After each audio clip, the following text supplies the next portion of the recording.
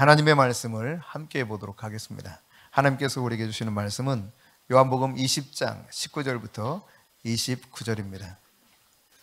같이 하나님 말씀을 받들어 읽겠습니다. 이날 곧 안식 후 첫날 저녁 때에 제자들이 유대인들을 두려워하여 모인 곳의 문들을 닫았더니 예수께서 오사 가운데 서서 이르시되 너에게 평강이 있을지어다. 이 말씀을 하시고 손과 옆구리를 보이시니 제자들이 주를 보고 기뻐하더라. 예수께서 또 이르시되 너에게 평강이 있을지어다. 아버지께서 나를 보내신 것 같이 나도 너희를 보내노라. 이 말씀을 하시고 그들을 향하사 숨을 내쉬며 이르시되 성령을 받으라. 너희가 누구의 죄든지 사하면 사해질 것이요 누구의 죄든지 그대로 두면 그대로 있으리라 하시니라. 12 제자 중에 하나로서 디도모라고 불리는 도마는 예수께서 오셨을 때 함께 있지 아니한지라. 다른 제자들이 그에게 이르되 우리가 주를 보았노라 하니 도마가 이르되 내가 그의 손에 못자국을 보며 내 손가락을 그 못자국에 넣으며 내 손을 그 옆구리에 넣어보지 않고는 믿지 아니하겠노라 하니라.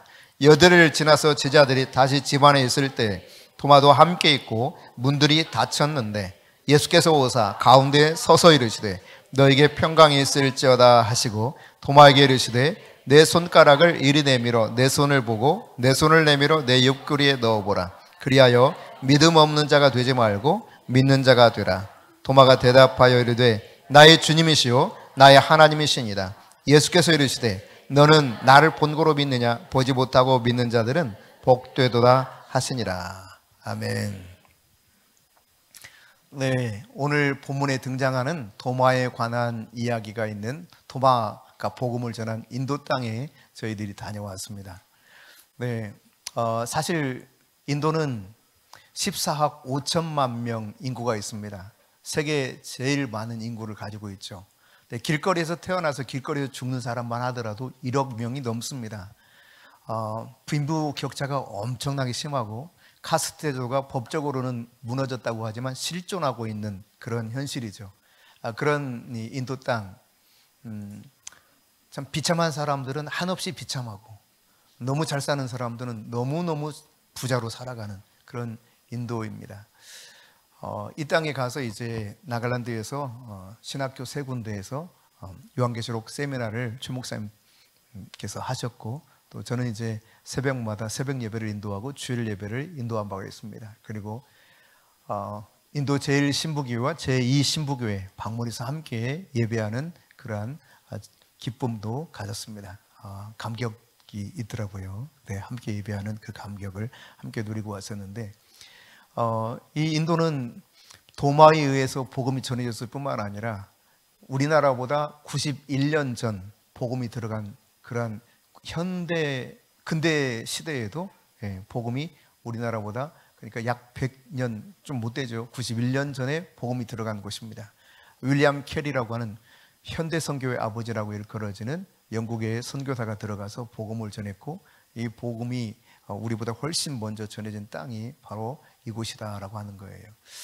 그럼에도 불구하고 여전히 도움이 필요한 이런 모습들을 보게 되는데, 사실 우리나라가 이렇게 뒤늦게 복음을 받았습니다. 일본, 중국보다 훨씬 더 늦게 받았거든요.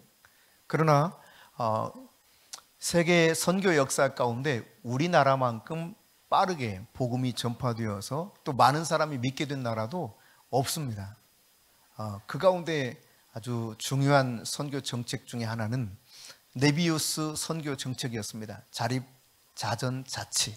그러니까 스스로 교회를 세우고 또 스스로 주권을 주어서 다스리게 하고, 그리고 자립, 자치, 자전, 스스로 전도하게 하고, 그렇게 만든 결과가 우리나라의 이 복음이 그만큼 왕성하게 퍼진 것이 아닌가 생각해요. 일본과 중국 같은 경우는 전문 전도인을 돈을 주어서 고용해 가지고 복음을 전했거든요. 그러다 보니까 복음이 늦게 전달된 거예요. 더디게 전달된 것입니다. 오늘 여러분, 이 도마에 관한 이야기, 그리고 제자들과 도마에게 들려준 주님의 음성을 통해서 나에게 말씀하시는 주님의 음성을 우리가 함께 들었으면 좋겠습니다. 오늘 이 20장의 내용은 전체가 다 안식 후 첫날이라고 하는 그때를 이야기하고 있어요. 그래서 오늘 19절에도 보면 이날 곧 안식 후 첫날 저녁 때에 그랬습니다. 1절에 보면은 안식 후 첫날 이른 아침 일찍을 소개하고 있죠. 사실 첫날이라고 하는 것은, 안식 후 첫날이라고 하는 것은 예수께서 부활하신 그날을 의미합니다. 그러니까 오늘날의 주일이라고 말하는 일요일이 되겠죠. 예수님이 부활하신 그날 아침에 일찍 서둘러서 막달라 마리아가 예수님 무덤에 가본 적이 있어요. 예수님 무덤에 향품을 바르기 위해서 찾아갔습니다. 근데 예수님 무덤에 돌문이 옮겨져 있고 예수님 시신이 없는 겁니다. 깜짝 놀라죠. 그래서 어쩔 줄 몰라 하면서 막 예수님 이 시신을 생각하면서 정신없이 달려가서 제자들에게 이야기해요. 예수님 시신이 없어졌다고. 베드로와 요한이 달려와가지고 확인해 보니 사실이거든요. 없는 상태로 이렇게 터덕터덕 돌아가고, 이 막달라 마리아는 여전히 그 무덤 곁에 있으면서 펑펑 웁니다. 울다가 다시 이 예수님의 무덤을 딱 들여다보는데 거기서 천사를 만나요. 공간복음에 의하면 이 천사들이 막달라 마리아에게 이미 예수님이 부활하셨다고 하는 사실을 언급하고 있는 내용을 발견할 수 있습니다. 오늘 본문에서는 이제 천사를 보고 나오자 어떤 사람이 있어서 동산지기인 줄 알고 막달라 마리아가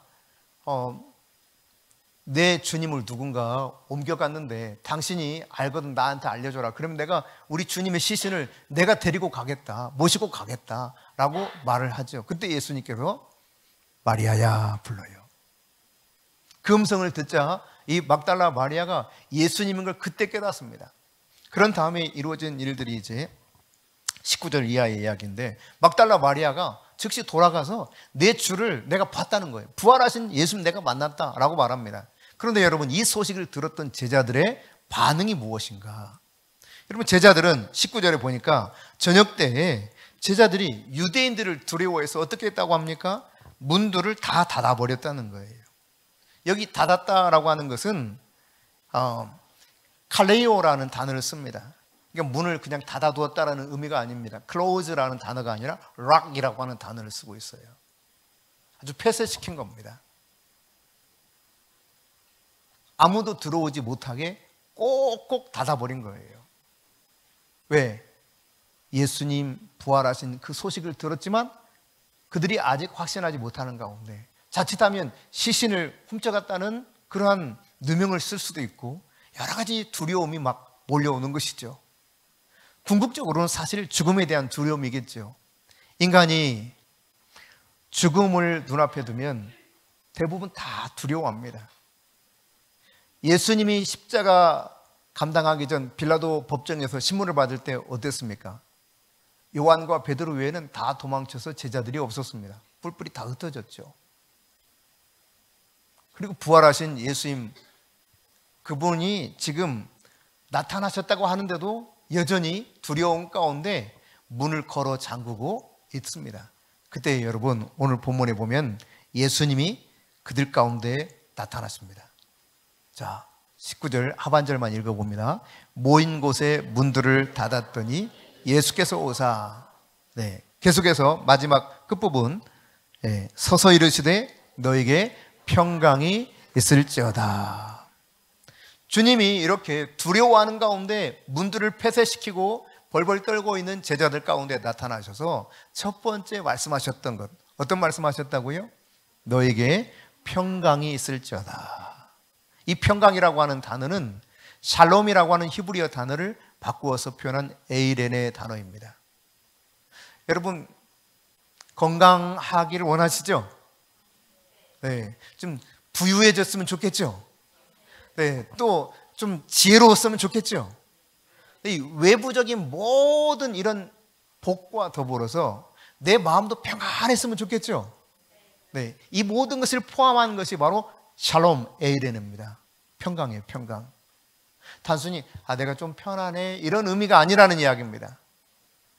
너에게 평강이 있을지어다, 이 말은 완전한 승리 후에 선포하신 말씀이에요. 모든 죄와 저주의 문제를 해결하신 예수님이 너에게 평강이 있을지어다.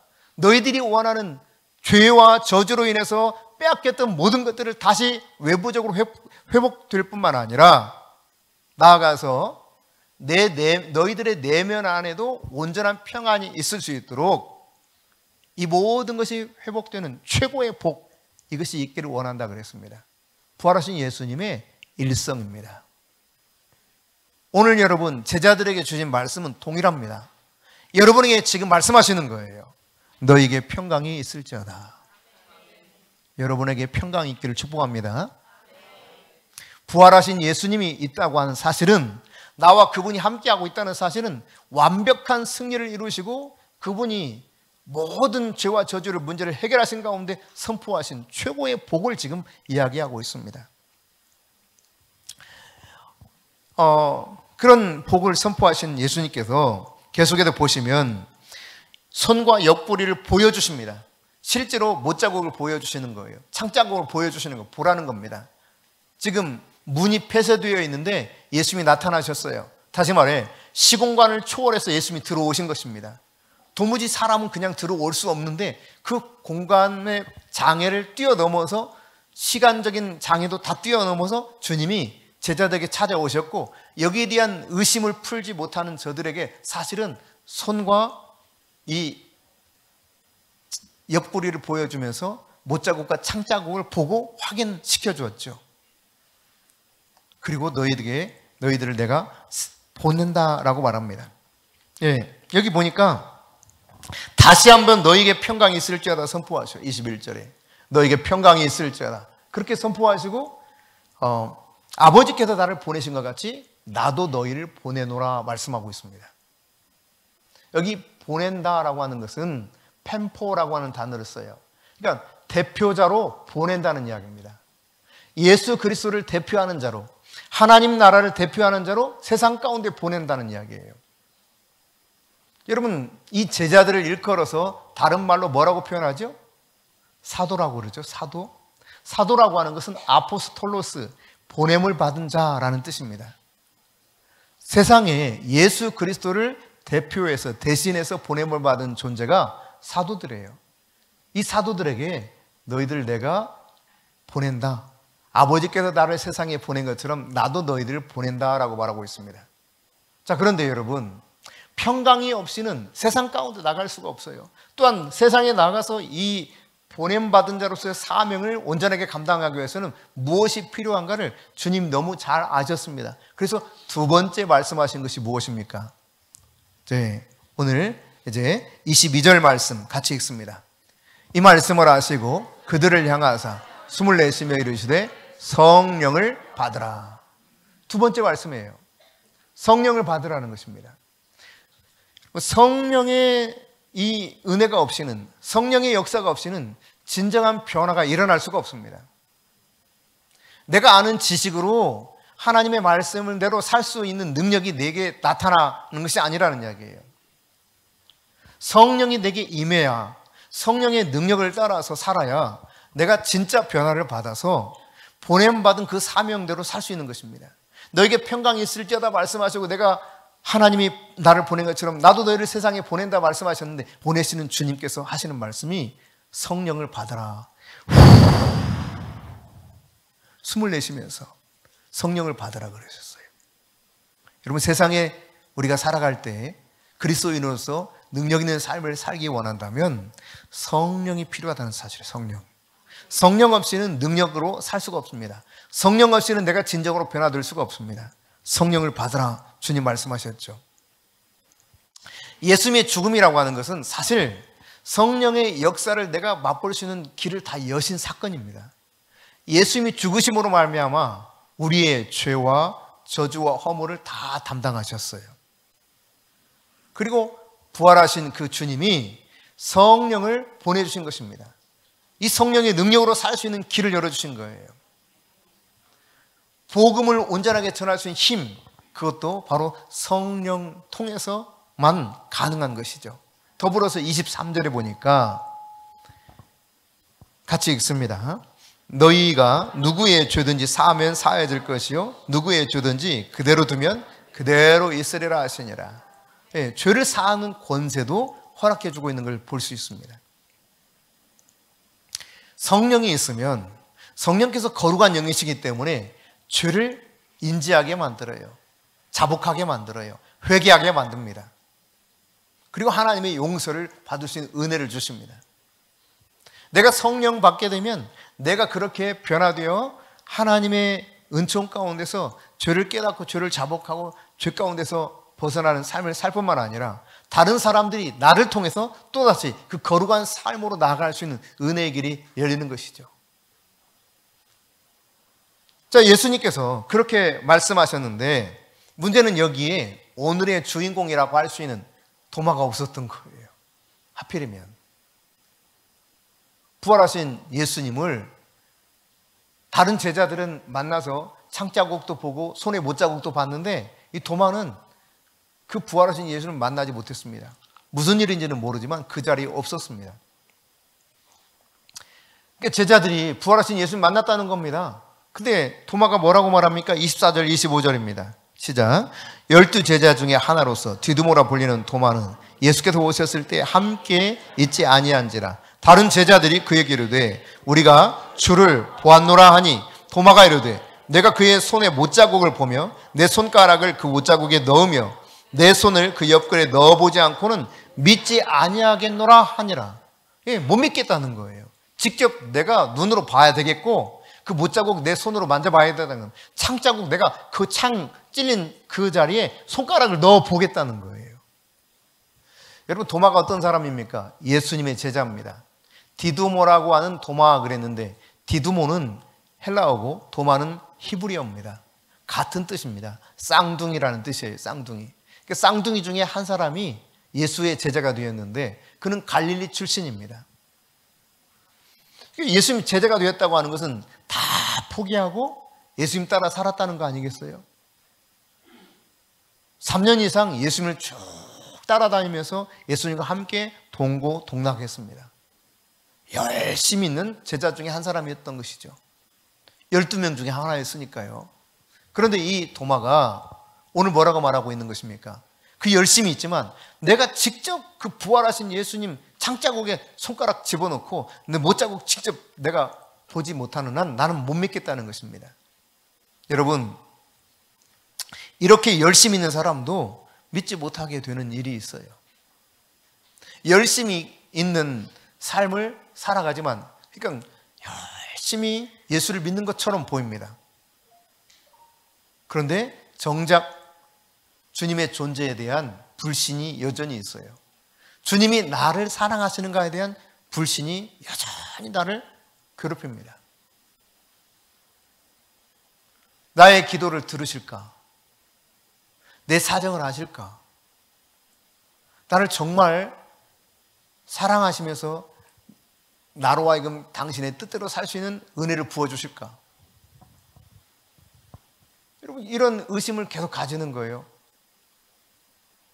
열심을 내서 신앙생활을 하고 있긴 하는데 그러나 여러분 오늘 이런 의심 많은 제자 도마에게 예수님께서 어떻게 하셨는가가 오늘 본문 26절과 27절에 나타나 있습니다. 같이 읽습니다. 여들을 지나서 제자들이 다시 집안에 있을 때 도마도 함께 있고 문들이 닫혔는데 예수께서 오사 가운데 서서 이르시되 너에게 평강이 있을지어다 하시고 도마에게 이르시되 내 손가락을 이리 내밀어 내 손을 보고 내 손을 내밀어 내 옆구리에 넣어보라. 그리하여 믿음 없는 자가 되지 말고 믿는 자가 되라. 8일이 지났어요. 그때 예수님이 다시 찾아오십니다. 제자들 가운데 찾아오셨는데 마침 그때는 도마도 그 자리에 있었던 거죠. 예수님이 일부러 도마가 있는 그 순간 다시 찾아오는 거예요. 그리고 다시 말씀하시죠. 너에게 평강이 있을지어다. 사실 여러분 오늘 본문 속에 보면 너에게 평강이 있을지어다 이 말을 몇 번 반복하고 있어요? 3번 반복하고 있습니다. 3번. 처음 나타나셔서 말씀하셨고 그들을 세상에 보내시기 전 다시 말씀하셨죠. 그리고 이제 다시 도마와 함께 있는 제자에게 나타나셔서 또 다시 말씀합니다. 너에게 평강이 있을지어다. 옆 사람에게 하나님의 평강이 당신에게 있기를 바랍니다. 네, 이 평강이 어떤 것이라 그랬습니까? 내 외적인 모든 부분의 복을 내가 회복할 뿐만 아니라 내 내면 안에도 완전한 평안의 상태, 그러니까 복 중에 최고의 복입니다. 이 복이 있기를 주님이 제자들에게 말씀하셨다는 거예요. 그것도 3번씩이나. 네. 3번 반복하셨다는 것은 그만큼 중요한 부분이라 또 하늘의 수가 바로 3 아닙니까? 하나님이 그만큼 중요하게 여기는 것 중에 하나가 평강입니다. 예수 그리스도께서 십자가에 죽으시고 부활하셔서 완전한 승리 후에 선포하셨던 이 샬롬의 평강이 여러분에게 다시 한번 있기를 축복합니다. 여드레 후에 그렇게 나타나셔서 너에게 평강이 있을지어다 말씀하시는 가운데 도마에게 말씀하셔요. 이제 도마에게, 야, 내 손을 한번 볼래? 못자국 한번 확인해봐. 네 손을 내밀어서 한번 자 한번 볼래? 그렇지도만 어떻게 합니까? 다시 창 자국이 있는 허리를 내밀면서 너 네 손으로 직접 그 손가락을 집어넣어서 확인하지 않으면 믿지 못하겠다고 했지? 자, 네 손가락 한번 집어넣어봐 그래요. 예수님 그러니까 누구의 고민이든 다 알고 계신다는 이야기입니다. 도마가 예수님 안 계실 때 말씀하신 거 아니에요? 말한 거 아닙니까? 제자들에게. 나는 직접 그 손가락 집어넣지 않고는 난 못 믿어. 이렇게 말했어요.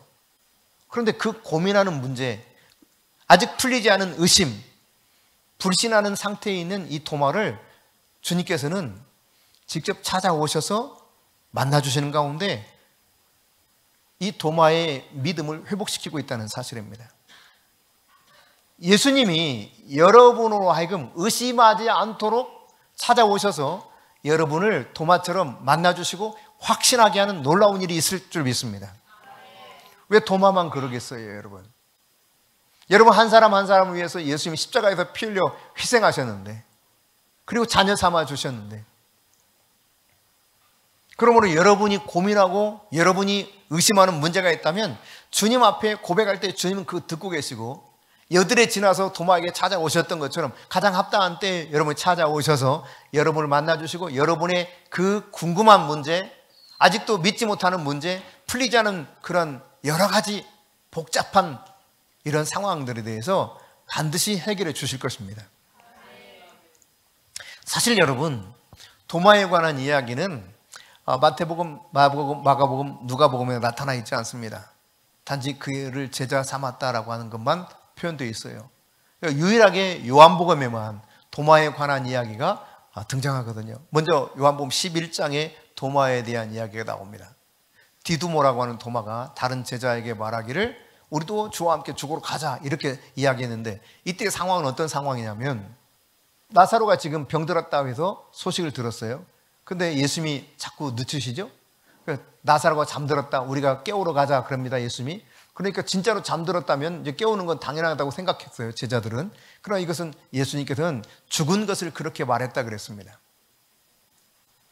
내가 죽은 이 나사로를 살리기 위해서 이제 너희들과 함께 이 유대 땅으로 올라가자라고 말했던 것입니다. 근데 여러분, 그 앞부분에 보면 이 유대 땅에서 예수님께서 말씀을 전하시다가 돌로 쳐서 죽이려고 하는 그런 위급한 상황 가운데 급히 빠져나온 이야기가 나타나 있습니다. 근데 그 땅으로 다시 가겠다고 하는 거예요. 그러니까 도마가 하는 말이 우리도 주와 함께 죽으러 가자라고 말했던 것입니다. 돌에 맞아 죽더라도 우리 가서 주님과 함께 죽자. 아마 그 정의감이 불탄 그런 속에서 말하지 않았나 싶어요. 그런가 하면 두 번째 나오는 도마에 관한 이야기는 요한복음 14장이 나오거든요. 자, 14장 1절부터 4절을 한번 먼저 읽어보겠습니다. 너희는 마음에 근심하지 말라. 하나님을 믿으니 또 나를 믿으라. 내 아버지 집에 거할 곳이 많도다. 그렇지 않으면 너희에게 일렀으리라. 내가 너희를 위하여 거처를 예비하러 가노니 가서 너희를 위하여 거처를 예비하면 내가 다시 와서 너희를 내게로 영접하여 나 있는 곳에 너희도 있게 하리라. 내가 어디로 가는지 그 길을 너희가 아느니라. 그러니까 예수님 말씀은 지금 하늘 아버지 계시는 그곳에 가셔서 거처를 다 예비하겠다는 거예요. 너희들 내가 어디로 가는지 알지? 라고 설명했다는 것은 충분히 그만큼 이해될 수 있는 여러 가지 것들을 가르쳐 주셨던 것이죠. 근데 아직 이 사실에 대해서 도무지 이해되지 않았던 도마가 바로 그 다음 5절에 이렇게 질문해요. 같이 읽습니다. 도마가 이르되 주여 주께서 어디로 가시는지 우리가 알지 못하거늘 그 길을 어찌 알겠사옵나이까. 그러니까 도마가요 아직 풀리지 않는 의문이 있는 거예요. 도대체 예수님이 어디를 가신다는 거지? 다른 제자들은 이해했는지 모르지만 도마는 아직 이해가 납득이 안 되는 거죠. 납득이 안 되는 이 문제를 가지고 예수께 질문했어요. 도대체 주님 어디로 가시는 거예요? 도마는 어찌 보면 아주 솔직합니다. 정의감이 있는 사람이었어요. 그런 다음 오늘 본문에서 이제 나타나고 있죠. 도마가 없을 당시에 예수님이 오셨고 도마는 본인이 직접 보고 직접 만져보지 않는 한 난 못 믿겠다 제자들에게 이야기했습니다. 그리고 앞서 말씀드렸던 것처럼 8일 후에 도마가 있는 그 자리에 예수님이 다시 찾아오셨죠. 그리고 도마에게 예수님이 말씀하십니다. 네가 직접 그렇게 만져봐라. 옆구리에 손을 넣어봐라. 한번 사진 한번 볼까요? 네, 성화입니다. 저렇게 도마에 그 의심하는 도마에게 직접 옆구리에 창자국 난 옆구리에 손을 넣어보라고 그러죠. 저 성화가 도마의 유적지 중에 산토메 성당이 있습니다. 세인트 토마스 성당. 성도마 성당인데 여기 가면 도마의 무덤이 있고 도마의 그 유물들이 좀 있고 거기 이제 한 곳에는 이렇게 도마의 그 모습을 그린 이 성화가 거기 있습니다. 다음 사진이 바로 이 도마의 그 방금 있었던 성화와 무덤이 있는 성도마 성당입니다. 교회라고 말하지만 성당이라고 보는 것이 더 맞을 것 같습니다. 이 첸나이 과거의 그 지명은 마드라스였어요. 마드라스였으나 지금 이제 첸나이로 바꿔서 부르고 있는데 이곳에 이제 도마가 복음을 전하러 갔는데 도마 복음이라고 하는 외경이 있습니다. 이 도마 복음에 따르면 도마가 이 땅에 복음을 전하기 위해서 일부러 노예로 팔려갔다는 거예요. 노예로 인도에 복음을 전하기 위해서. 예루살렘에 교회에 핍박이 있었죠. 큰 핍박이 있은 다음에 뿔뿔이 다 흩어지게 되지 않습니까? 그런 다음 사도들도 나름대로 이제 복음을 전하러 갑니다. 복음을 전하러 갈 때 주로 남방인 이집트 지역 그리고 서쪽인 구라파 유럽 지역으로 복음을 전하러 갔어요. 도마는 그러나 동방으로 복음을 전했습니다. 시리아를 통과해서 그 당시 바사 그러니까 페르시아죠. 오늘날 이란에 가서 복음을 전하고 그런 다음에 인도로 내려가서 복음을 전했다고 알려지고 있어요. 근데 이 인도 땅에서 복음을 전하다가 창에 찔려 죽임을 당하죠. 그 창에 찔려 죽임을 당한 도마의 그 동굴이 지금도 이제 현존하고 있는 그 땅이 바로 이 인도의 첸나입니다. 근데 이 도마가 예수님께서 네가 그렇게 의심스러웠던 거 내가 아는데 너 직접 한번 보고 직접 손가락을 넣어서 확인해 봐라. 그렇게 확인한 다음에 예수님이 이렇게 말씀하셔요. 27절 하반절입니다. 그리하여 뭐라고 말합니까? 믿음 없는 자가 되지 말고 믿는 자가 되라.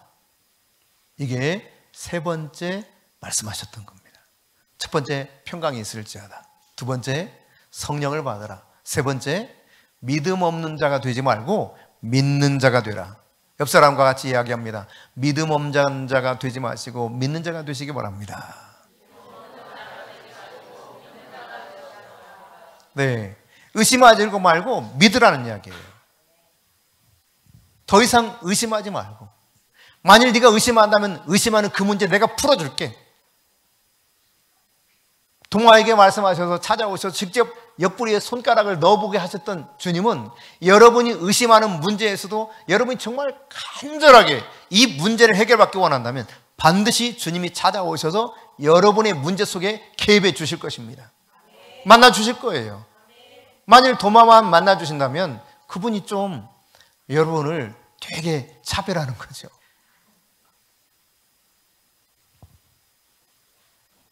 여러분을 위해서 십자가에 죽으셨는데 여러분을 차별하고 여러분을 만나주지 않는다면 그분이 정말 어떻게 우리의 구주가 될 수 있고 우리의 인생의 주인이 될 수 있겠습니까? 이렇게 주님, 부활하신 주님 만나서 직접 옆구리에 창자국에 손가락을 집어넣었던 도마가 28절에 뭐라고 고백하고 있어요? 나의 주님이시요 나의 하나님이시라. 도마의 유명한 신앙 고백입니다. 여러분, 신앙 고백이 복음서에 크게 보면 두 군데 나오면 두 군데. 이 도마의 신앙 고백과 마태복음 16장 16절에 보면 주는 그리스도시요 살아계신 하나님의 아들이시니다 라고 하는 베드로의 신앙 고백이 나와요.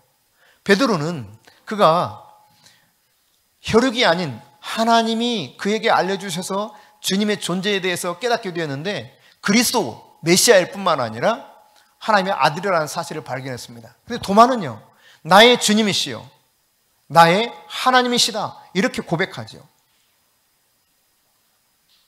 도미누스 메우스 에트 도미누스, 나의 주, 나의 주님이시오 나의 하나님, 데우스라는 데우스 메우스. 그러니까 나의 주님, 내 인생의 주인이실 뿐만 아니라 당신은 내 인생의 하나님이십니다. 나의 하나님이십니다. 그래서 도마 기념 교회에 가게 되면은 My Lord and My God이라고 그렇게 딱 그 입구에 기록이 되어 있어요. 강단에도 그렇게 역시 기록되어 있습니다. My Lord plus My God. 도마의 신앙 고백이에요. 의심이 있었던 도마, 그가 부활하신 예수를 직접 만나고 난 다음 그의 고백은 나의 주, 나의 하나님이라고 조금도 이제 흔들리지 않는 고백을 하게 됩니다. 여러분, 여러분에게도 이 동일한 고백이 있기를 바랍니다. 도비니스 메우스 에트 데우스 메우스, 나의 주님이시요 나의 하나님이십니다. 근데 이 고백이 여러분 있을 때 당시 도미티아누스가 막 핍박하던 당시에 도미티아누스가 뭐라고 고백합니까? 그가 스스로 말하기를 내가 주고 내가 주님이요 내가 하나님이라고 말하거든요. 그래서 그가 사람들에게 당신은 주요 우리의 하나님입니다 고백하게 만들었습니다. 여기에 반해서 도마는 고백하는 거예요. 당신만이 나의 주님이시요 당신만이 나의 하나님이라고 고백하고 있습니다. 오늘 여러분, 어떤 의심 속에 있든 주님은 여러분 가운데 찾아오셔서 만나주시고 여러분으로 하여금 도마처럼 진실한 고백 가운데 이제 보냄받은 그 사명을 감당하기 원한다는 사실을 깨달을 수 있기를 바랍니다. 29절에 보면 이렇게 말씀하고 있어요. 너는 나를 본 거로 믿느냐? 보지 않고, 나를 보지 않고 믿는 자는 복되도다. 여러분, 우리가 직접 주님을 보지 못했습니까? 그러나 믿고 있습니까? 이것이 훨씬 더 큰 복이라는 사실을 가르쳐주고 있습니다. 오늘 도마에게 찾아오셔서 제자들과 도마에게 찾아오셔서 말씀하셨던 주님의 음성, 너에게 평강이 있을지어다. 주님의 평강이 여러분 가운데 넘치기를 바랍니다. 성령을 받으라 하셨습니다. 여러분이 성령 충만한 가운데 성령의 능력으로 살아갈 수 있기를 바랍니다. 믿음 없는 자가 되지 말고 믿는 자가 되라 했습니다. 믿음 없는 문제로 인해서 여러분이 계속 의심이 생기고 주님의 존재에 대한 불신이 있습니까? 주님 앞에 솔직하게 도마처럼 고백하십시오. 주님을 구하십시오. 주님은 여러분의 소리를 들으시고 여러분을 동일하게 만나 주실 것입니다. 그는 더 이상 의심하는 자가 아니었습니다. 이제 목숨을 걸고 복음을 전해야 돼. 남들이 가지 않은 동방의 땅으로 인도에 특별히 복음을 전하기 위해서 노예로 팔릴 만큼 그는 철저하게 인생의 주 되신 주님의 그 부르심대로 보냄받은 그 사명을 감당하고 있다는 사실을 우리가 오늘 생각해 보았습니다. 오늘 나에게 들려주신 주님의 음성 어떤 것인지 다시 한번 정리하고 세상에 보내신 목적에 합당하게 사는 우리 모두가 되실 수 있기를 바랍니다.